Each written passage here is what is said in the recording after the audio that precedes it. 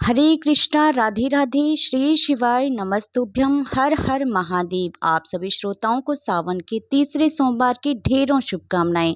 भगवान भोलेनाथ अपनी कृपा हम सभी भक्तों पर सदा सर्वदा बनाए रखे, इसी मंगल कामना से आज की कथा का शुभारंभ करती हूँ। आज सावन मास का तीसरा सोमवार है और कहते हैं इस दिन भगवान शिव और देवी पार्वती की कथा और सावन के सोमवार की व्रत कथा को सुनने से अनंत सुफलों की प्राप्ति होती है। साथ ही साथ मनुष्यों के सभी पाप और संकट कट जाते हैं तथा सभी मनोकामनाओं की पूर्ति भी होती है। तो आज मैं आप सभी श्रोताओं को सुना रही हूँ सावन सोमवार के दिन सुनी जाने वाली भगवान शिव और माता पार्वती की बड़ी ही दुर्लभ कथा। तो इस कथा को पूरी श्रद्धा और प्रसन्नचित मन से पूरा अवश्य सुनिएगा। आधी अधूरी कथा को सुनने से पूर्ण फल प्राप्त नहीं होता है, भगवान भोलेनाथ का अनादर होता है। कथा को पहले सुने और वीडियो को लाइक करें, कमेंट में हर हर महादेव अवश्य लिखिए। तो चलिए भगवान भोलेनाथ के चरणों का ध्यान करते हुए कथा का शुभारंभ करते हैं। सावन सोमवार की पौराणिक कथा के अनुसार अमरपुर नामक गांव में एक धनी व्यापारी रहता था और दूर दूर तक उसका व्यापार फैला हुआ था। नगर में उस व्यापारी का सभी लोग मान सम्मान करते थे। इतना सब कुछ होने पर भी वह व्यापारी अंतर मन से बहुत दुखी था, क्योंकि उस व्यापारी का कोई पुत्र नहीं था। दिन रात उसे एक ही चिंता सताती रहती थी कि उसकी मृत्यु के बाद उसके इतने बड़े व्यापार और धन संपत्ति को कौन संभालेगा। पुत्र पाने की इच्छा से वह व्यापारी प्रत्येक सोमवार भगवान शिव की व्रत पूजा किया करता था। सायंकाल को व्यापारी शिव मंदिर में जाकर भगवान शिव के सामने घी का दीपक जलाया करता था।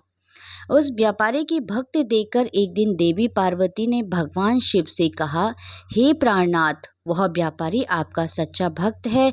कितने दिनों से यह सोमवार का व्रत और पूजा नियमित कर रहा है। हे प्रभु, आप इस व्यापारी की मनोकामना को अवश्य पूर्ण करें। भगवान शिव ने मुस्कुराते हुए कहा, पार्वती, इस संसार में सबको उसके कर्म के अनुसार फल की प्राप्ति होती है। प्राणी जैसा कर्म करते हैं उन्हें वैसा ही फल प्राप्त होता है। इसके बावजूद भी पार्वती जी नहीं मानी। उन्होंने भगवान भोलेनाथ से आग्रह करते हुए कहा, नहीं प्राणनाथ, आपको इस व्यापारी की इच्छा पूरी करनी ही पड़ेगी, क्योंकि यह आपका अनन्य भक्त है। प्रत्येक सोमवार आपका विधिवत व्रत रखता है और पूजा अर्चना के बाद आपको भोग लगाकर एक समय भोजन ग्रहण करता है। आपको इसे पुत्र प्राप्ति का वरदान देना ही होगा।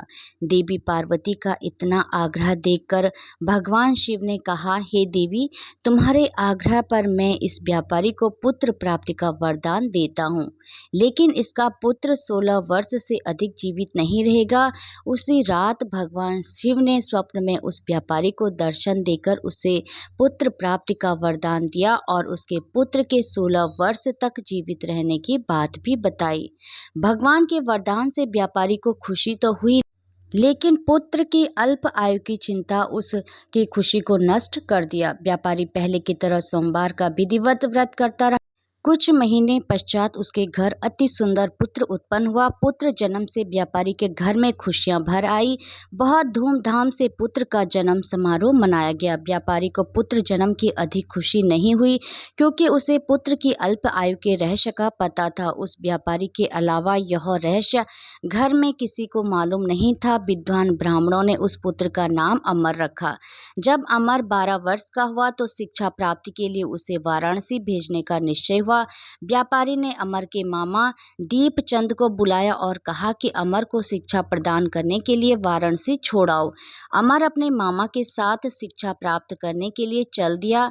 रास्ते में जहाँ भी अमर और दीपचंद रात्रि विश्राम के लिए ठहरते, वहीं यज्ञ करते और ब्राह्मणों को भोजन कराते थे।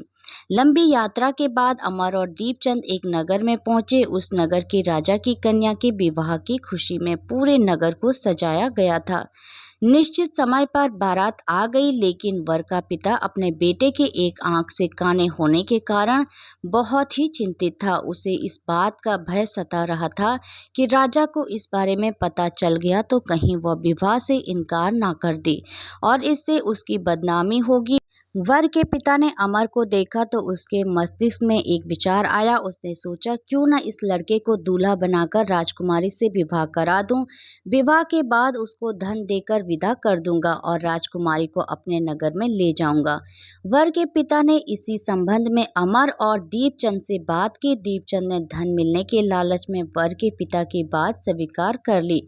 अमर को दूल्हे के वस्त्र पहनाकर राजकुमारी चंद्रिका से विवाह करा दिया गया। राजा ने बहुत सा धन देकर राजकुमारी को विदा किया।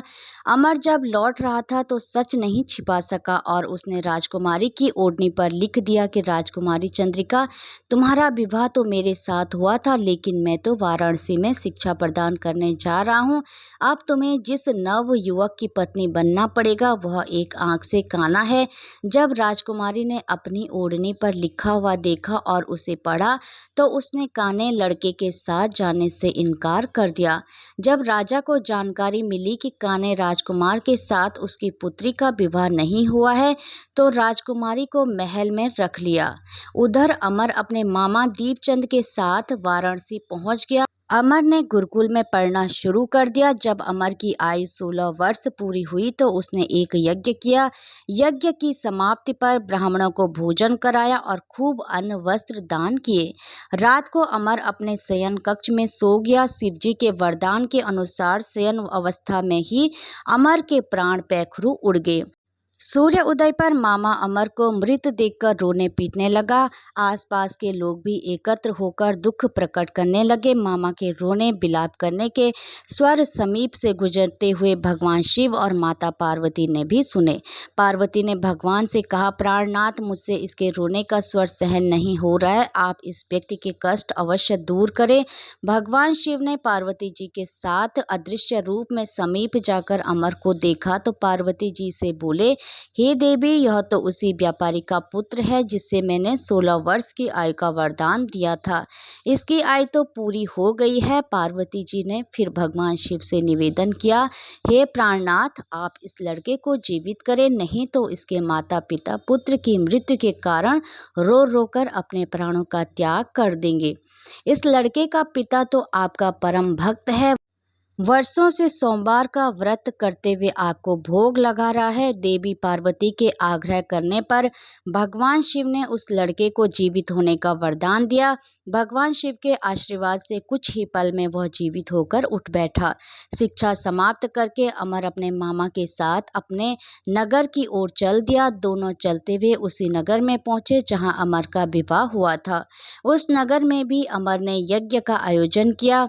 समीप से गुजरते हुए नगर के राजा ने यज्ञ का आयोजन देखा तो राजा ने अमर को तुरंत ही पहचान लिया। यज्ञ समाप्त होने पर राजा अमर और उसके मामा को महल में ले गया और कुछ दिन उन्हें महल में रखकर बहुत सा धन और वस्त्र देकर राजकुमारी के साथ विदा किया। रास्ते में सुरक्षा के लिए राजा ने बहुत से सैनिकों को भी साथ भेजा। दीपचंद नगर में पहुंचते ही एक दूत को घर भेजकर अपने आगमन की सूचना भेजी। अपने बेटे अमर के जीवित वापस लौटने की सूचना से व्यापारी बहुत प्रसन्न हुआ। व्यापारी ने अपनी पत्नी के साथ स्वयं को एक कमरे में बंद कर रखा था। भूखे प्यासे रहकर व्यापारी और उसकी पत्नी बेटे की प्रतीक्षा कर रहे थे। उन्होंने प्रतिज्ञा कर रखी थी कि यदि उन्हें उनके बेटे की मृत्यु का समाचार मिला तो दोनों अपने प्राण त्याग देंगे। व्यापारी अपनी पत्नी और मित्रों के साथ नगर के द्वार पर पहुंचा। अपने बेटे के विवाह का समाचार सुनकर और पुत्र वधू राजकुमारी चंद्रिका को देखकर उसकी खुशी का ठिकाना ना रहा। उसी रात भगवान शिव ने व्यापारी के स्वप्न में आकर कहा, हे सृष्टि, मैंने तेरे सोमवार के व्रत करने और व्रत कथा सुनने से प्रसन्न होकर तेरे पुत्र को लंबी आयु वरदान की है। भगवान शिव की बातें सुनकर व्यापारी स्वप्न में भी बहुत प्रसन्न हुआ। सोमवार का व्रत करने से व्यापारी के घर में खुशियां लौट आई।